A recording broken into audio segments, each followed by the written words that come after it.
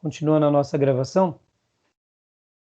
Ari e irmãos, o verdadeiro evangelismo não tem a ver com proclamação. A proclamação é uma das áreas do evangelismo. Pessoas que proclamam bastante, que pregam bastante, eles estão fazendo um detalhe da grande evangelização. Mas a evangelização, segundo as ordens do Mestre, ela tem a proclamação e tem o discipulado que perdura. Então, como que a gente sabe que o meu evangelismo foi consistente? É simples. Houve uma proclamação, depois dessa proclamação houve uma aceitação, essa vida que aceitou, ela foi discipulada, e depois que ela foi discipulada, ela dá frutos dessa nova vida durante um bom período. Então, nós poderíamos dizer que o processo de evangelismo, ele demora pelo menos 2 anos.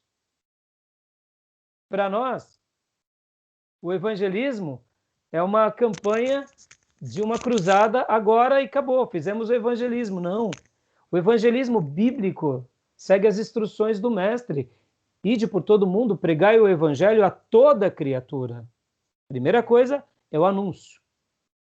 Ensinando-os a guardar todas as coisas.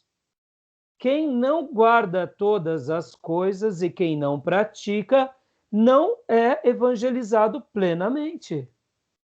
Porque quem passa pelo processo de ensinando-os a guardar todas as coisas, até a consumação dos séculos, porque aí Jesus vai voltar. O que essa pessoa faz? Naturalmente, passa pela regeneração, passa pelo batismo, participa da ceia, começa a desenvolver a igreja, pronto, essa pessoa realmente ela foi evangelizada. Para nós, o que é evangelismo? É só a pregação, a pessoa aceitou Jesus, ganhei vidas. Como eu sei que eu ganhei uma vida? Se aquela vida, ela passa por esse processo completo. Esse é o verdadeiro evangelismo bíblico. Então, Ari, respondendo a tua pergunta, por que o Senhor acrescentava? Porque, olha o contexto anterior, que o texto bíblico de Atos mostra. Eles se dedicavam ao ensino dos apóstolos e à comunhão, ao partir do pão e às orações. Perceba, eles tinham vida de igreja, foram impactados por uma mensagem poderosa, se arrependeram, se batizaram e agora eles se mantinham numa vida poderosa, debaixo de uma liderança apostólica, fundamentado nas Escrituras, com piedades. E diante desse contexto, realmente se evangelizaram, e aí o que acontece? O Senhor acrescentava. Então, assim, eu sei que nós, e aqui nós estudamos técnicas de evangelismo, nós estudamos estratégia. Eu, por exemplo, pedi no início dessa aula uma oração, porque eu estou fazendo um projeto de evangelismo. Eu já venho alguns meses conversando com alguns irmãos inclusive fora da minha igreja, que eu estou começando. Na realidade, eu não comecei de propósito, eu fui meio que jogado, e aí eu venho orando, pedindo sempre para Deus salvar pessoas. Eu dei algumas ideias para alguns irmãos, os irmãos já me colocaram na frente, e aí eu estou sentindo o Espírito Santo me conduzir. E eu estou orando, por isso que eu pedi oração, estou regando de oração e jejuns. No entanto, o que acontece? Eu sei que o verdadeiro evangelismo não vai ser os trabalhos que eu farei. O verdadeiro evangelismo, ele é o que? É a extensão depois da proclamação. Eu proclamo, ganho, discipulo, consolido, e a pessoa dá fruto de arrependimento, pronto. O evangelismo está completo. Olha como que a gente foge do nosso sistema pragmático. Hoje a gente quer evangelização de micro-ondas. Não é? Aceitou, mais 10, pipoca, pá. Bolinha de micro-ondas, frango de micro-ondas, arroz de micro-ondas, é fast food, você tira do freezer, põe um lanchão lá e come, tá pronto. É uma alma, eu digo, é uma alma mesmo. Entendeu? Eu questiono, mas eu respeito os trabalhos. Irmãos, a gente não está aqui para julgar ninguém. E eu também não estou aqui para impedir o irmão que prega na praça, que vai fazer viagem missionária. Não. Proclamem a grandeza de Deus. Mas, sobretudo, irmãos, deixem realmente o Senhor estabelecer Só para te dar a conclusão da resposta, eu sei que eu demorei um pouco, mas é importante. Quando vem uma grande perseguição sobre o povo de Deus, quem sobra? A igreja de verdade. Aí eu te pergunto, para o evangelismo? Aí que aumenta, porque só sobra os genuínos, e esses genuínos dão frutos poderosos. Os desviados, que já era desviado, desvia mesmo. Nega, apostata, mas não é nenhuma novidade, porque nunca tinham calibre, nunca tinham fervor, eram cristãos convenientes, que faziam da igreja, quem sabe, o seu clube, porque, sejamos honestos, a igreja é um lugar agradável, é um lugar que ninguém xinga ninguém, que todo mundo fala coisa boa, é um lugar de ética, de moral, é um lugar de projeção, porque dependendo do seu dom, você vai ter mais projeção do que o outro. Opa, que coisa mais gostosa do que isso? Então, mas numa perseguição só sobra quem? Crente. Deus seja louvado. E são em momentos de grande perseguição que a igreja se torna mais poderosa, porque sobra quem? Sobra esses que o Senhor acrescenta. Agora, e no momentos de liberdade como o nosso? Irmãos, momentos de liberdade como o nosso, que Deus realmente separe muitos obreiros para a gente fazer muitas obras, para a gente fazer muitos evangelismos. E aí, para eu concluir, não existe evangelismo certo ou errado, viu, Ari? Ganhando uma vida é o que importa. Gastando R$ 1 ou gastando 1 milhão. Ganhou uma vida, não importa. Que Deus seja glorificado com tudo isso. Tá bom? Eu não sei se te respondi, mas fica aí. Tá bom, Ari? Tá bom, irmãos? Alguma pergunta ainda sobre isso? Pra gente. Beleza, vamos lá. Continua a leitura, Ari. Podemos concluir que o grupo do povo de Deus, considerado desde o nível de grupo local até universal, pode corretamente ser chamado a igreja. Não devemos cometer o erro de dizer que somente uma igreja que se reúne em casas expressa a verdadeira natureza da igreja. E nem que apenas uma igreja no nível de uma cidade pode corretamente ser chamada de igreja. Nem que só a Igreja Universal pode ser chamada apropriadamente pelo nome igreja. Pelo contrário, a comunidade do povo de Deus, vista em qualquer nível, pode ser corretamente chamada igreja. Há uma outra definição que não foram tratados nem pelo slide do Perim, nem pelo Gruden, que é o corpo místico de Jesus na Terra, que seria a igreja invisível de todos os tempos, de todas as épocas. Que seria, porque místico? Porque é inexplicável. No Velho Testamento, antes de tudo, na história do povo de Deus, hoje, e aqueles que virão, é místico, porque abarca todos, e a gente não tem como explicar. É uma outra definição, tá bom? Percebam que o que é o correto aqui é o equilíbrio, tá bom, irmãos? O equilíbrio. Beleza? Vamos lá, metáforas da igreja. Ah, essa parte é uma delícia. Essa parte é uma delícia. Deixa eu compartilhar para vocês aqui.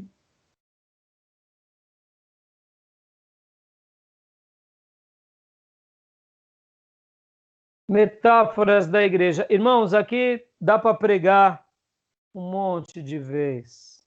Um monte de vezes. Olha que fantástico. A igreja ela é chamada de... Bom, deixa eu fazer uma explicação aqui. Vocês ainda não fizeram hermenêutica. O que é uma metáfora? É uma figura de linguagem. É uma figura de linguagem. Uma analogia. A Bíblia é um livro repleto de metáforas. Por que Deus fala em metáforas? Porque Deus falou em parábolas, para que a mensagem fosse mais absorvida e entendida pelos seus ouvintes. Então, quando se trata aqui desse assunto e dessa doutrina brilhante, que é a doutrina da igreja, há várias metáforas, e Deus fez questão de tratar com muitas metáforas para mostrar a importância, tá bom? E olha lá, vamos ler aqui, e eu vou pedir para que os irmãos, um irmão fique ligeiro na Bíblia. Quem está com a Bíblia aí? Gil, está com a Bíblia aí, Gil? Então, vamos lá. Olha só. A primeira é família. Igreja é tratada como família. Lê para nós, Gil, 1 Timóteo 5, 1, 2. Felipe, leia para nós Efésios 5:32, que a segunda metáfora é chamada de noiva. Ó, meus irmãos, como eu amo essas duas metáforas. Como eu amo essas duas metáforas. Eu sei que até meio... Pode ler para nós, família, 1 Timóteo 5, 1, 2. Não repreendas o homem idoso, antes exorta-o como pai aos moços, como a irmãos, as mulheres idosas como a mães, as moças como a irmãs, com toda a pureza. Você vê, a maneira da exortação tem que ser como? Pai, irmão, pureza. Eu não vou abrir aqui nomes, mas eu tive uma dificuldade com uma obreira esses dias atrás. E ela me mandou uns textos assim, muito desagradáveis.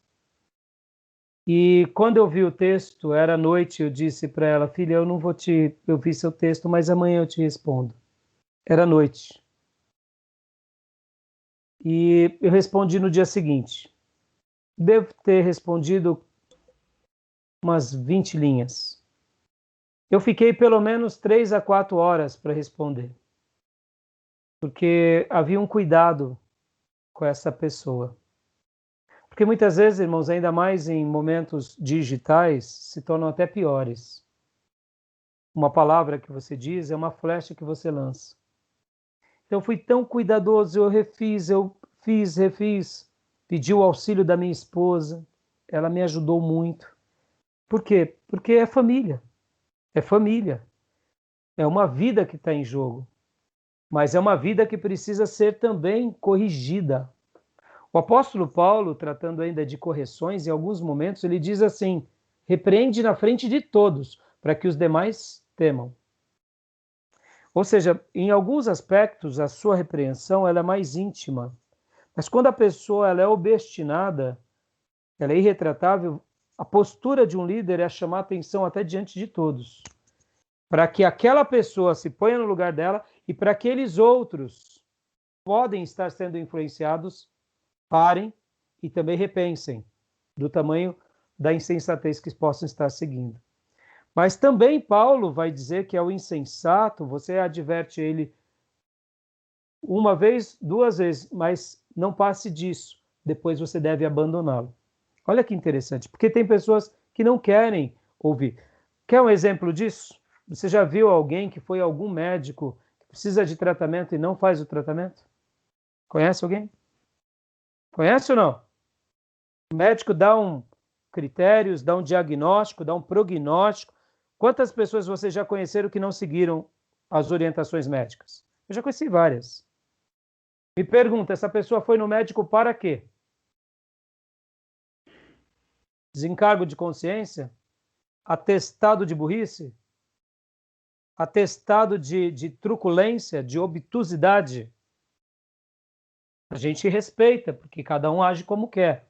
Mas eu digo, uma pessoa que vai ao médico esperando ouvir o que deseja, ela está indo à pessoa errada. Guarda isso, amados. Pastor é médico da alma. Pastor é médico da alma. Ele não fala o que a ovelha apenas quer e deseja. Ele fala o que ele precisa, porque ele é profeta da parte de Deus. Percebam que no Velho Testamento os profetas eram maltratados, eram desprezados, eram mortos, eram surrados, porque eles faziam o papel de serem bocas de Deus a quem? Ao povo de Deus. Quem matava não eram os babilônios, os egípcios, os ninivitas. Quem matava eram os judeus. Percebam. Pelo contrário, Jeremias foi poupado pelos babilônios, pela misericórdia de Deus. Mas para Israel, Jeremias foi quem? Pedra no sapato. Foi jogado em cisterna, os escritos de Jeremias foram queimados pelo rei, Jeremias sofreu o abuso de líderes religiosos e de uma nação ímpia. E ele deixou de ser profeta? Não. Por quê? Porque profeta é médico da alma. Pastor é médico da alma. Agora eu te pergunto, o pastor orienta. Quantas vezes a pessoa dá de ombro? Ridiculariza? Cria contenda? Lavamos as mãos. Por isso que Deus nos deixa com critérios. Mas é família. Tem que ser tratado em termos afetivos. Não é empresa. Porque em empresa você demite. Em igreja você corrige. Por isso que Tiago 3 vai dizer, não queiram muitos de vocês serem líderes, porque sobre vocês repousarão um castigo muito mais severo, um juízo muito mais severo. Guarda isso, irmãos. Quando eu ensino coisas que os outros querem ouvir e endosso o erro das pessoas em nome de um pseudo-amor, eu estou adoecendo aqueles que estão adoecidos. Deus vai me punir. Guarda isso. Que amor, irmãos, tem a ver com correção. O pai que ama corrige o filho. Amor tem a ver com disciplina. Amor tem a ver com esse medicamento, falando, não, filho, esse remedinho aqui é azedo, é amargo, mas você vai tomar, porque eu quero te ver curado. Fujam de serem bajuladores em nome de um pseudo-amor. Guardem isso.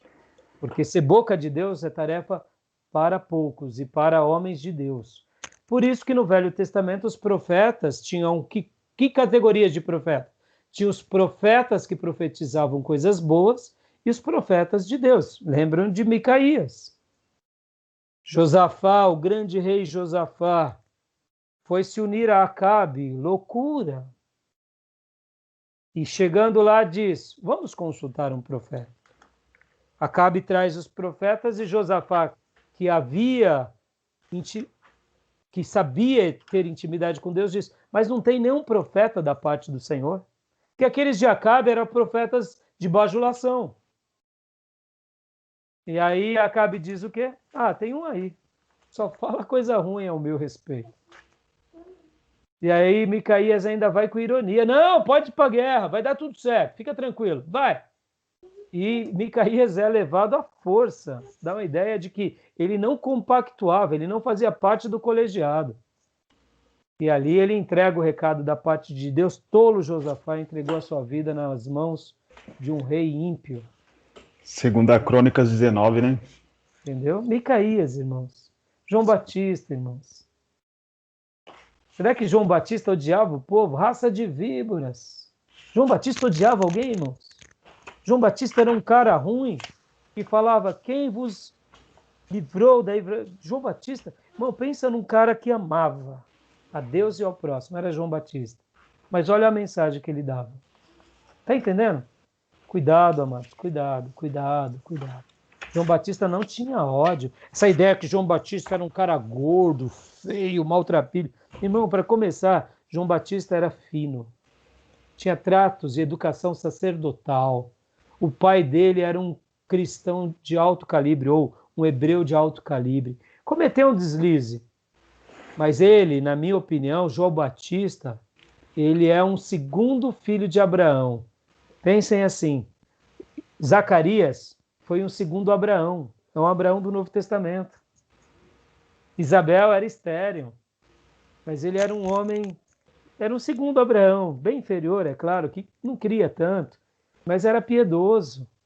João Batista foi criado ali debaixo de muitos critérios, conhecendo a lei, só que desde cedo cheio do Espírito Santo. Essa ideia de que João Batista era truculento, rude, bruto, estúpido, não casa. João Batista, eu imagino que ele tinha traços nobres de um sacerdote, de um profeta, mas ele não negociava a palavra. Tá bom? Então, metáfora. A igreja é família. E família se fala a verdade. Família se põe em aliança. Família não se bajula como uma tribo de covil de salteadores. Família é família. Vou dar um exemplo aqui de uma família, irmãos, que eu conheço. Quero dar nomes por zelo também. Conheço dois pais que são piedosos, são crentes para valer. Infelizmente, alguns dos filhos desse pai entraram no caminho errado. Meus irmãos, pensa nos pais que sofreram a vida toda por causa dos erros dos filhos. E um dia, eu fazendo uma visita para esse pai, Esse pai disse assim, eu falava para ele, o senhor não vai visitar o seu filho? Aí esse pai disse assim, de jeito nenhum, pastor. Porque eu criei filho, não criei bandido. Eu não vou. E não quero que a minha mulher vá também. E os filhos sabiam que papai e mamãe não era para ir lá, para ser humilhado. Porque o papai e mamãe tinham criado bem. Se vocês verem esses filhos, graças a Deus, esses filhos saíram do caminho errado. Graças a Deus. Mas a maneira que esse pai e essa mãe são honradas e valorizadas. Meu irmão, pensa num pai que é amado e numa mãe que é amada. Os filhos se enveredaram para o caminho errado. As filhas, graças a Deus, não. Mas os filhos sabiam que ali tinha sido um pai de peso e uma mãe de peso que ensinou a verdade. O tempo todo e até hoje. É uma família admirável. Agora eu te digo, se esse pai fosse um bonachão e essa mãe, até hoje os filhos estavam num crime e com certeza tinham levado as filhas. Entendendo? Deus é bom. Tem vezes que algumas coisas acontecem em algumas famílias que a gente não entende. Mas igreja é família. Essa analogia é poderosa. Família se corrige, família a gente também, depois de corrigir, a gente dá o tempo. A gente ama, a gente nutre, a gente cuida. É família. Amém? Amém. Família é noiva. Vamos agora para o noiva. Lê para nós, filho. Efésios. É 5, 31, 32, pastor? 5:32. Mas acho que é bom ler o 31 também, para Pode dar ler, essa pode ideia da ler. noiva, né? Pode ler. Por essa razão, o homem deixará pai e mãe, se unirá à sua mulher, e os dois se tornarão uma só carne. Este é um mistério profundo. Refiro-me, porém, a Cristo e à Igreja. Ou seja, ele faz a analogia do casamento, da família, da noiva. Jesus vai vir buscar essa noiva, ela tem que estar adornada, ataviada, purificada, limpa. E olha, ele faz a comparação. Eu amo demais essas duas analogias, irmãos. Como eu amo. Continuando aqui as analogias, olha, ramos de uma videira, João 15:5. Oliveira, Romanos 17:24. Nós éramos jambuzeiros bravo, oliveira brava, infrutífera, ou frutífera errante, e Deus nos enxerta e a gente agora é transformado, né? Lavoura de Deus, edifício de Deus, colheita, igreja, ela é colheita de Deus, igreja, ela é templo. Igreja é um grupo de sacerdotes. Ah, isso é demais, irmãos. Igreja não é apenas um líder, o clero e o laico, e os leigos e os laicos, os clérigos e o povo. Não, Deus nos vê como um grupo de sacerdotes. Outra analogia é pedras vivas. Estamos construindo algo fantástico. Né? Temos uma ideia de fundação, de fundamento. Obrigado, meu amor. Se quiser ficar aqui. Obrigado. Primeira dama veio trazer chazinho. Tá quente. Quase queimei a língua. Então, igreja sacerdotal. Aonde? Por que sacerdotal? Ora, se é todo mundo sacerdote, então não precisa de pastor. Não, a gente entende que é sacerdotes cumprindo a sua vocação. Clareza de papéis, lembram? Na matéria anterior, de antropologia, clareza de papéis, todos são importantes, mas são papéis distintos. Então, fantástica essa analogia.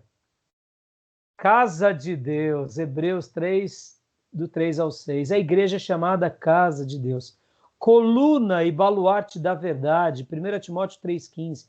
Corpo de Cristo. Ah, irmãos, aí aqui a gente traz para a igreja local, para a igreja universal. É o corpo de Cristo na terra. Essa analogia é fantástica. Corpo humano, dá uma ideia do corpo humano. Assim como o corpo humano funciona, a igreja também. Partes do corpo de Cristo. Fantástico, não, irmãos? Bom, a parte aqui do autor, irmãos, eu vou dar um conselho para vocês. Leiam, estudem, preguem, ensinem. Aqui é um estudo maravilhoso para a gente dar na igreja, né, irmãos? Por quê? Porque muitas vezes aqueles irmãos que estão vivendo de forma desigrejados, nessas analogias, eles enxergam isso. Bom, falando aqui sobre desigrejado, eu estava numa aula inaugural, eu recebi vários pastores, e um pastor que eu conheço aqui da região veio nos visitar, e ele disse assim, Pastor Rai, eu perguntei para ele sobre o seminário que ele tinha feito, né? E aí, enquanto conversávamos, ele disse assim, então, pastor, foi muito bom o meu momento lá no seminário, muito bom mesmo. Só que tinha algumas coisas lá meio esquisitas. Aí eu falei assim, o que foi, pastor? Não, nós tínhamos um pastor lá, brilhante, se não me engano era de história da igreja, sociologia, não lembro agora a matéria.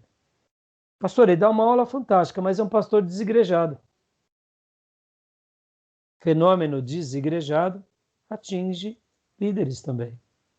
Deixa eu te fazer uma pergunta aqui. Um pastor sem rebanho é pastor?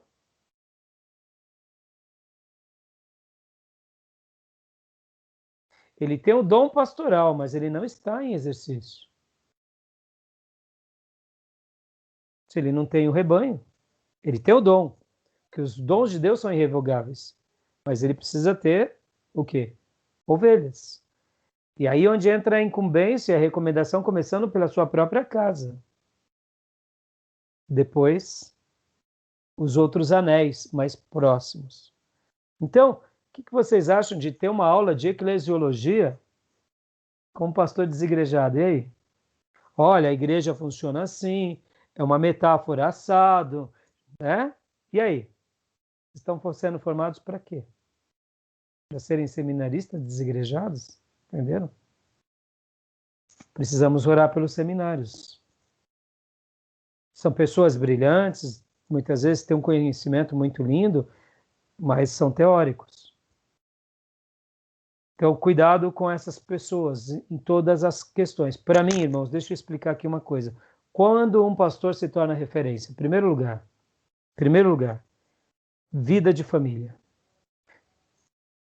Dentro ainda desse primeiro lugar, eu coloco como o que ele prega. Então, vamos lá, o que ele prega. Segundo lugar, vida de família. Terceiro lugar, como que ele é com o rebanho. Ele tem rebanho? Ou ele é um aventureiro em nome de Deus? Quarto lugar, como que é a vida moral e ética dele? Ele deixa rastros da sua dignidade ou ele deixa rastros de uma vida imoral, de uma vida falha, troca de denominação, troca de grupo, sempre está no meio de confusão.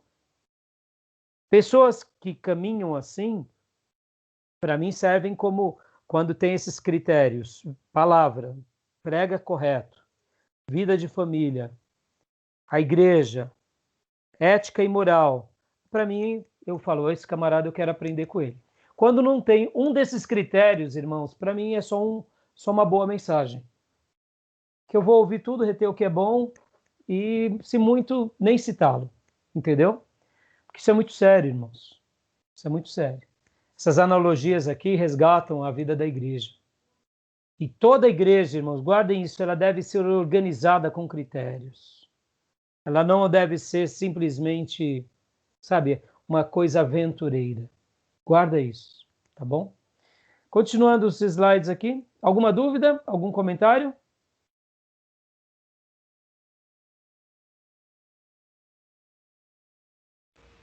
Tranquilo? Ok, pastor.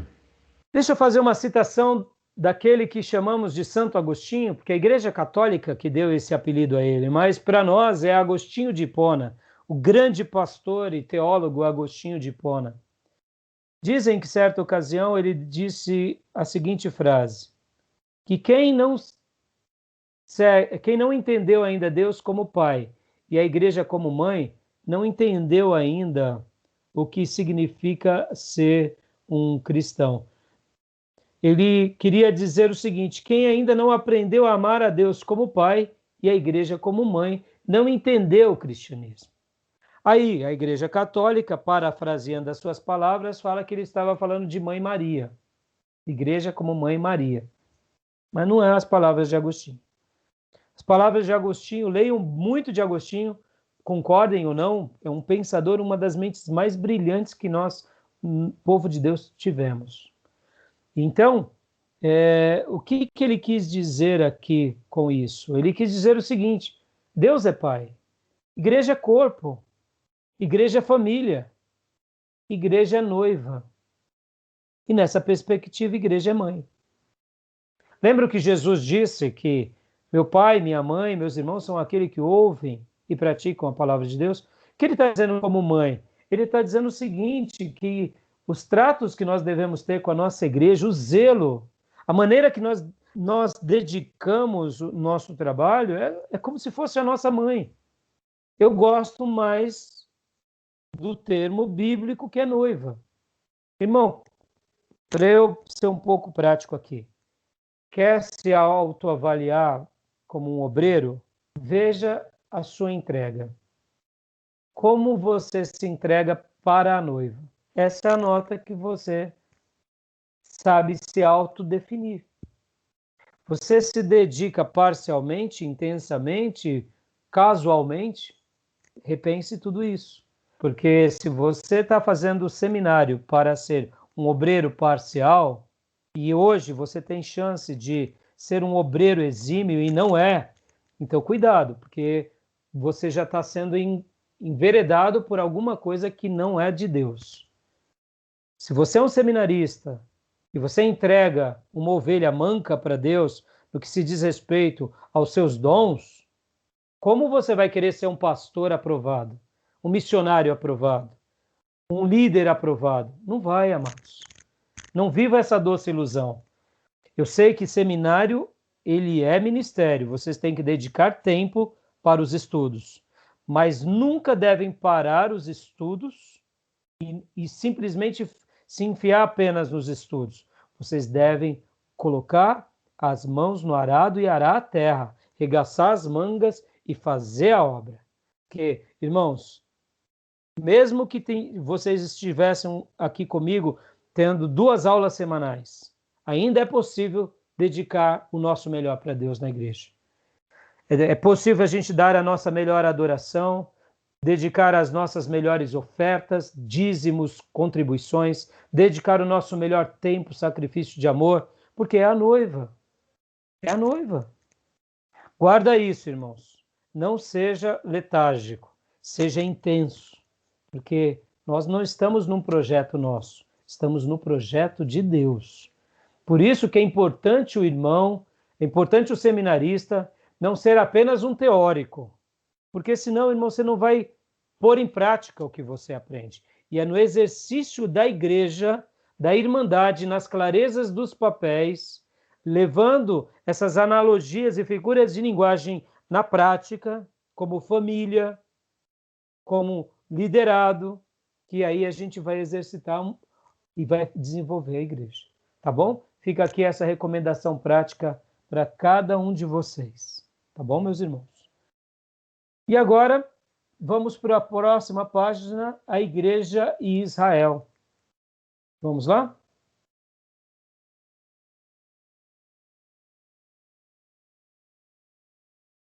A Igreja e Israel.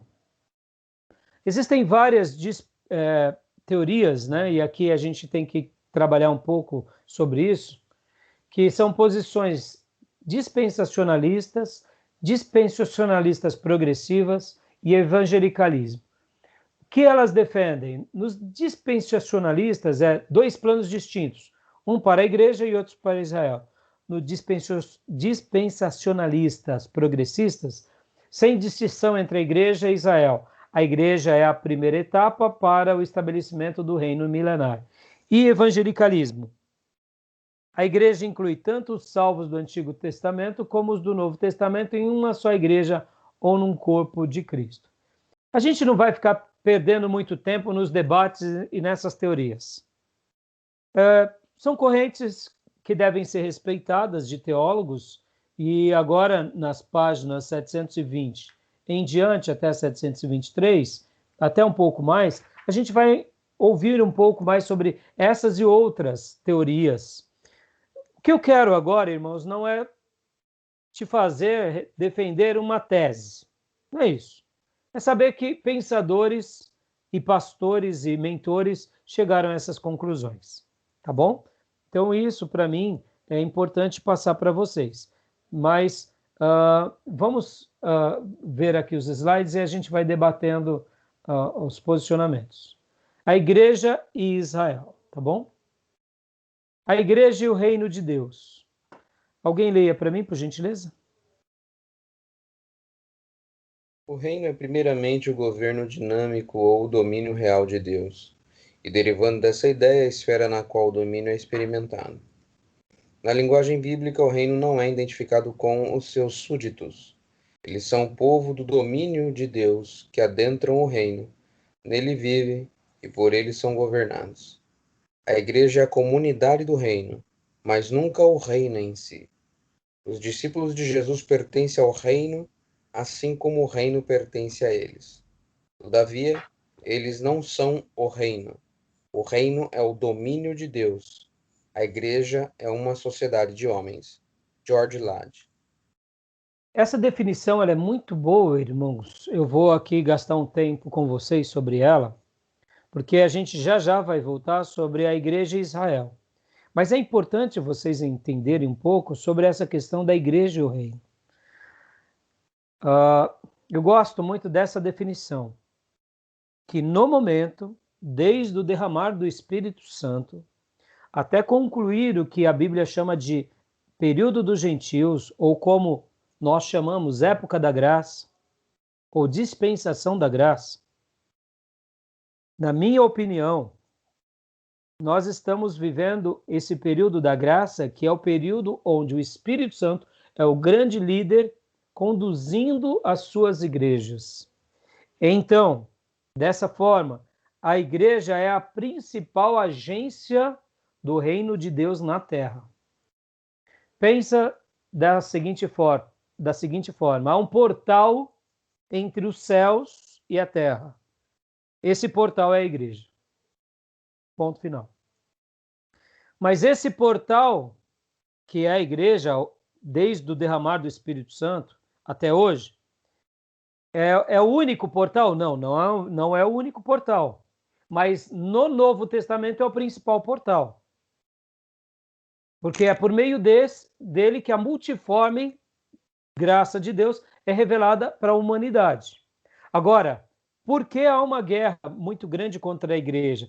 Por isso que a gente vai estudar bastante sobre isso, porque o inimigo quer desfigurar essa agência do reino de Deus.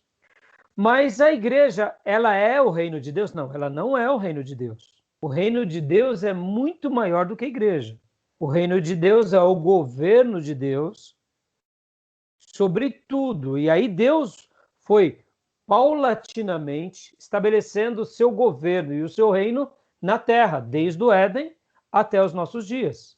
Vai chegar o período do milênio, depois vai chegar o período do julgamento, vai chegar o período que Deus vai queimar esse planeta e vai chegar a eternidade. Ou seja, quando voltar para a eternidade, continua o reino de Deus da forma que Deus deixou. Mas percebam, são fases, são estágios, são dispensações ou são alianças.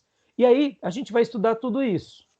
Mas o mais importante é saber que hoje nós vivemos nesse momento e que a igreja representa isso.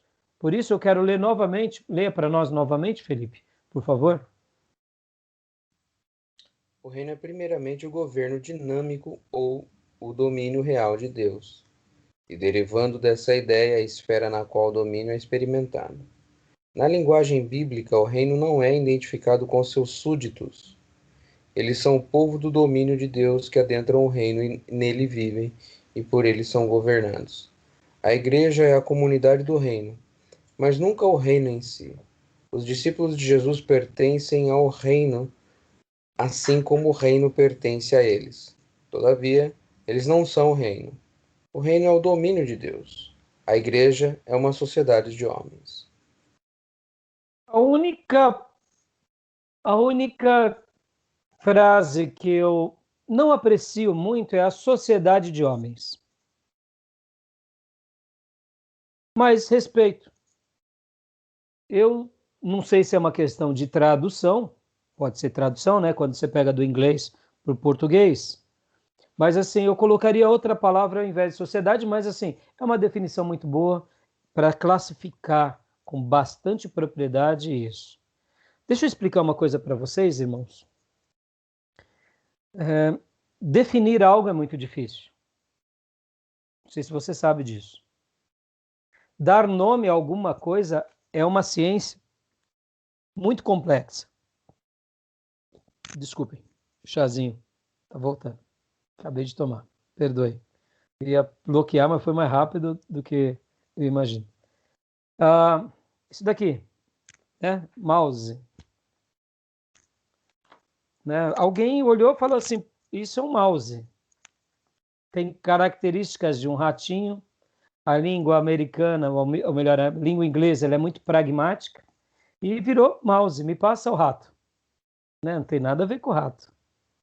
Quando a gente traduz para o português, rato, é estranho, né? Para nós é mouse, não é rato. Mas ao pé da letra, para os americanos, é rato, não é? Definir algo é muito complexo. Quando Adão dá o nome para todos os animais e fala, você é leão por causa disso, irmãos, o Felipe fez biologia. Podem ver que temos um nome comum, popular, e temos um nome científico. É muito difícil. Se você trazer a questão da ciência para dar nome.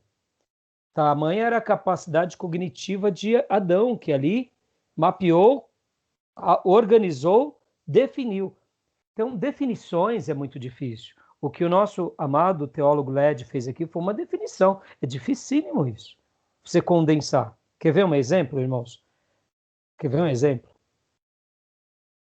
Defina Deus. É o grande amor da nossa vida, é o nosso tudo, mas definir em palavras é muito difícil. Uma das definições mais lindas é de um teólogo que eu gosto muito, que está ali, depois eu posso até ler para vocês. Mas, assim, é difícil definir, porque você tem que descrever com palavras precisas o que aquela pessoa representa. Carro. A gente sabe que é um veículo que tem motor, que um condutor, tem rodas, mas para nós ficou fácil, mas defina isso, é complexo. Então eu estou falando isso para vocês porque fazer teologia é trabalhar em cima de definições, de conceitos, de frases. E é legal que vocês vão criando habilidades de serem críticos nisso. E aqui, dosem essa crítica sempre com amor, mas sejam críticos. Sejam críticos. É normal, muitas vezes, os irmãos seminaristas perguntarem assim, poxa, o pastor Rai deve ser tão chato quando alguém prega, ele deve ficar anotando, né? Não, geralmente eu dou o direito da dúvida. Eu não sou assim. O irmão que está iniciando, eu deixo ele crescer naturalmente. Quando ele erra, eu procuro pensar, por que ele errou aqui? Então eu procuro exortá-lo com amor. Agora, e o seminarista? Ai, irmãos, aí esquece. Aí o seminarista dá umas arrochadas. Opa, principalmente se foi eu que treinei. Aí, não. Aí eu vou arrochar. Por quê? Porque, pera lá, por que disse tal coisa? Por que está falando tal situação? Por que está, muitas vezes, fazendo frente a certos argumentos como se fosse uma disputa de pensamentos? Então, aí eu vou apertar. Porque eu acho que são clarezas de papéis, são clarezas de ensinos. Eu vou esperar mais. Eu vou esperar muito mais de um Fabiano do que vocês. Muito mais. Mas eu vou esperar muito mais de vocês do que um obreiro comum da igreja. E eu vou esperar muito mais de um obreiro do que um novo convertido. Mas eu procuro pensar como ele está na caminhada cristã. Então, estou gastando esse tempo para explicar um pouco sobre conceitos, sobre definições. Usem e exercitem, isso é muito bom para a vida de vocês, tá bom? Então, voltando aqui para o nosso slide. A igreja e o reino de Deus. A igreja não é o reino. O reino cria a igreja. A igreja testemunha do reino. A igreja é o instrumento do reino.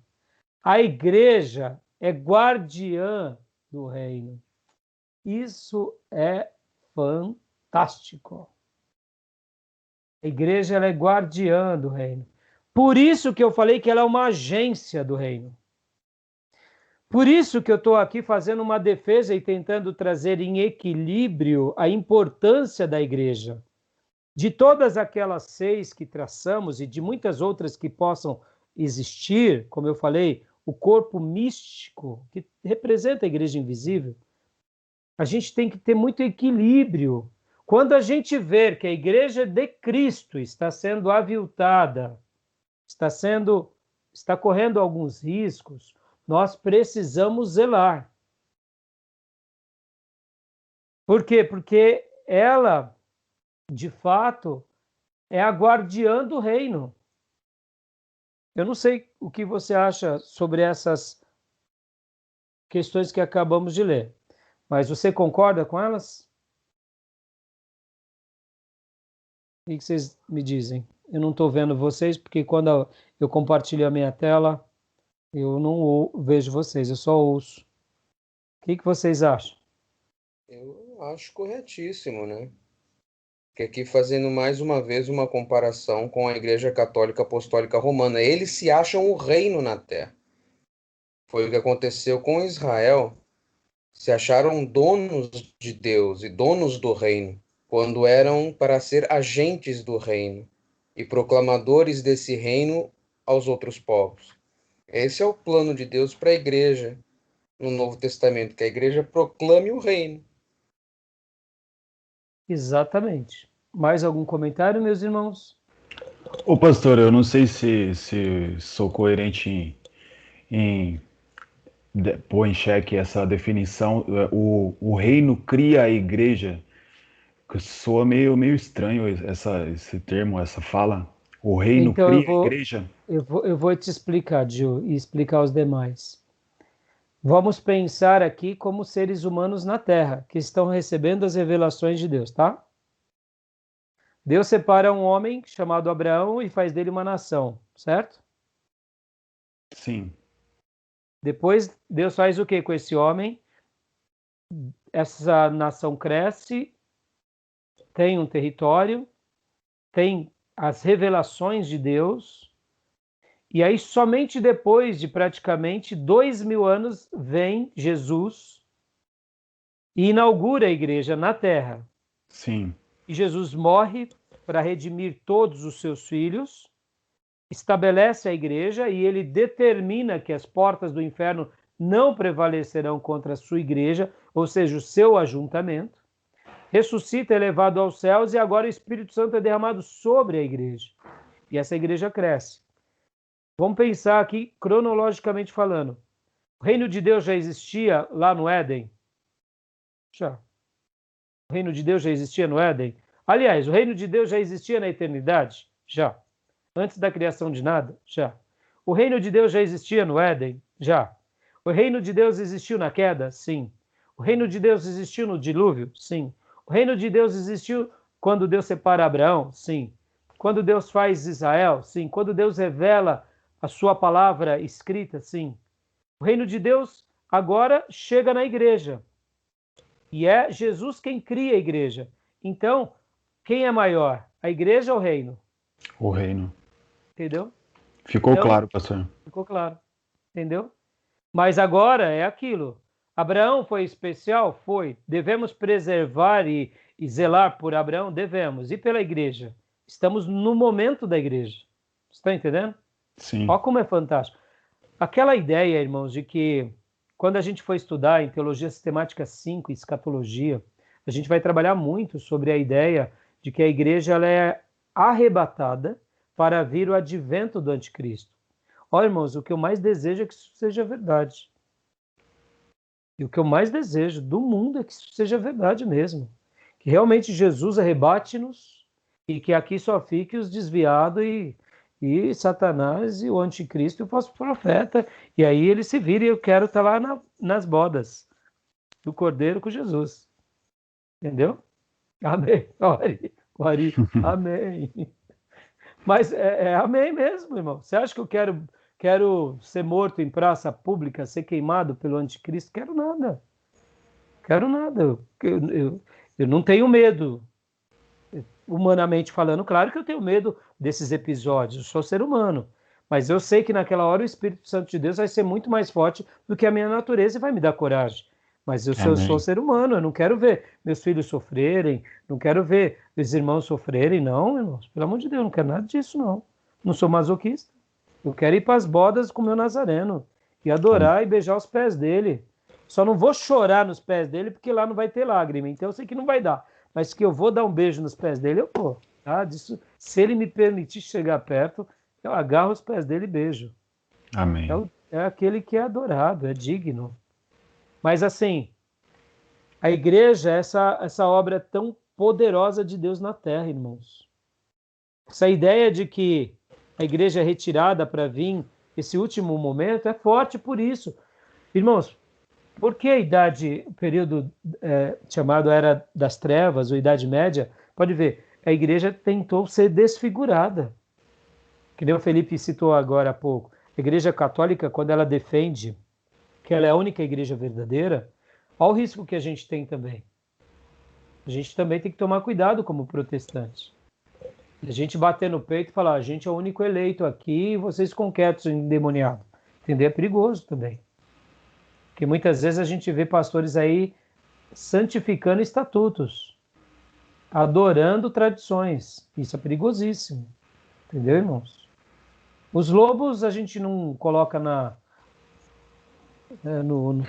no balaio, porque os lobos é lobos. Eles vão querer serem melhores porque eles querem tomar proveito. Mas quantos pastores a gente vê que muitas vezes eles até se enveredam? Olha, deixa eu fazer uma citação. Eu sempre fui um grande apaixonado por todo tipo de igreja. Sempre gostei de aprender com todas as igrejas. E uma das igrejas que mais me abençoou quando eu era novo convertido foi a Deus e Amor. Irmãos, eu conheci um irmão que não era analfabeto, que morava na minha rua, que foi um dos primeiros cristãos que eu conheci, que ele era da Deus e Amor. Eu sempre estava com ele, lendo a Bíblia e orando com esse senhor de idade. E como eu cresci com esse irmão, e ele, muitas vezes, como ele era um pedreiro, ele muitas vezes não tinha serviço, muitas vezes ele ia para a igreja, na Deus e Amor, na sede, orar na madrugada. E ele me chamava para orar. E eu ia orar com ele na madrugada. E eu aprendi a ver o que era uma igreja que ora verdadeiramente na Deus e Amor. E como a Deus e Amor me abençoou, meu irmão. Você fala assim, e aí, pastor, mas você não trabalhava? Eu trabalhava o dia inteiro.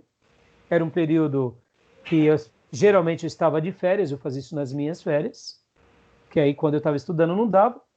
Eu fazia o seguinte nas minhas férias, eu pegava, geralmente era terça ou quarta-feira, eu chegava do meu serviço, tomava um banho, comia alguma coisa e ia para Deus e Amor com ele.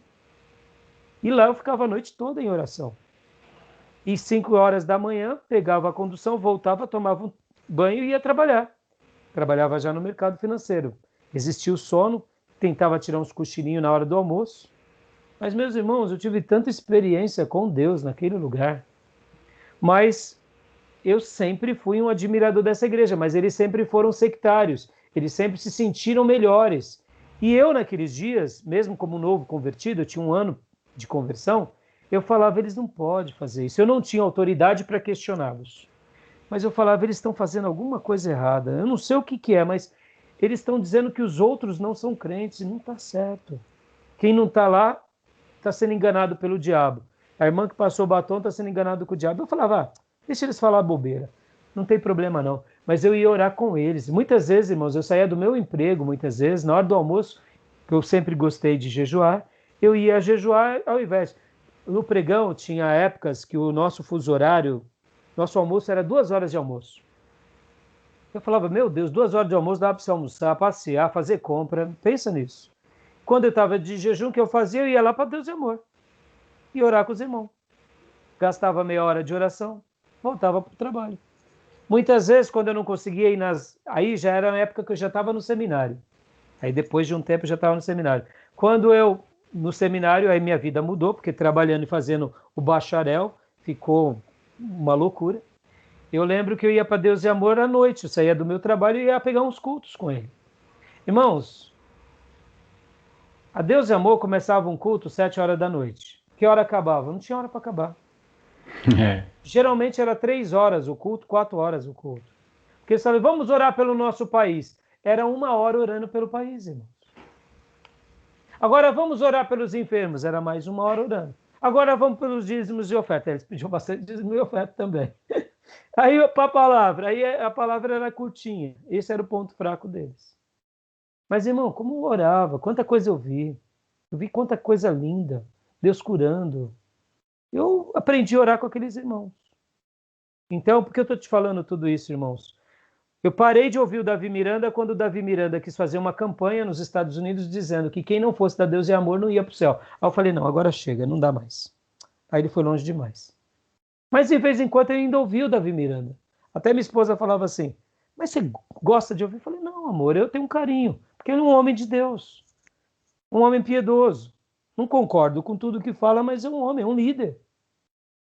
E aí quando ele começou a defender que quem não fosse da Deus e Amor não ia para o céu, eu falei, não, agora chega, não dá. Não dá para ouvir mais, porque aí ele começou a entrar por uns caminhos perigosos.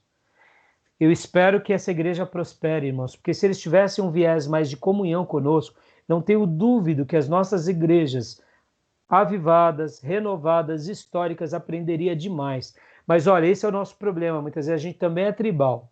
Quando um tradicional fala do Davi Miranda, fala como um herético. Eu sei que ele tinha umas heresias, mas vem cá, a teologia liberal, ela nasce aonde? Ela nasce em que contexto? Ela nasce no contexto histórico, irmãos. Quantos são os pastores batistas que se enveredam e presbiterianos pelo liberalismo? Está entendendo? Temos erros também, irmãos. Mas olha, essa igreja me abençoou muito. Então a igreja não é o reino, mas ela é a agência do reino. Irmãos, falar dessa matéria para vocês talvez tentar pôr no papel e em aula o amor que eu sinto pela minha igreja e pelas igrejas.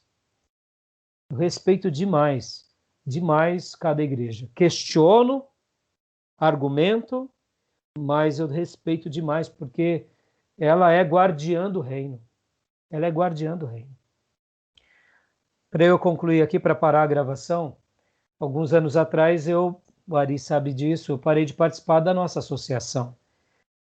Eu senti muito com isso, mas foi uma decisão que eu tomei, que a nossa liderança na época tomou, porque eu senti que talvez eu fosse prejudicar as outras igrejas.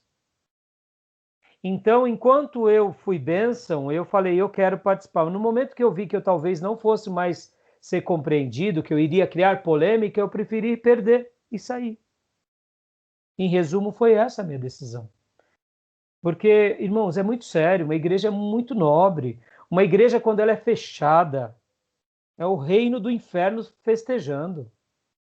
E uma igreja, quando faz aniversário, é o reino de Deus ganhando. Então, eu não poderia, em nome das minhas razões, ficar polemizando. Não, cada um segue a sua vida. E eu vejo assim que realmente Deus já tinha sinalizado muitas vezes em mim que era para eu tomar um outro rumo, mas eu talvez aqui, hoje eu estou cuidando de pastores de outras igrejas. Quantos já não passaram por aqui nesses 9 anos? Eu fiz uma conta por baixo, eu acho que nesses 9 anos formamos quase 30 alunos de tudo que é igreja. No curso básico, no curso médio e no curso bacharel. Um no bacharel, por volta de 15 no médio e os outros 15 no básico. Tudo de muitas igrejas. Fora os outros lugares que eu já lecionei. Hoje, a minha participação é formar obreiros para as igrejas, porque elas são guardiãs do reino. E essa é a minha missão, dedicando esse tempo com vocês. Tá bom? Vou parar aqui a gravação, que está dando tempo. E vou abrir uma nova chamada, tá bom?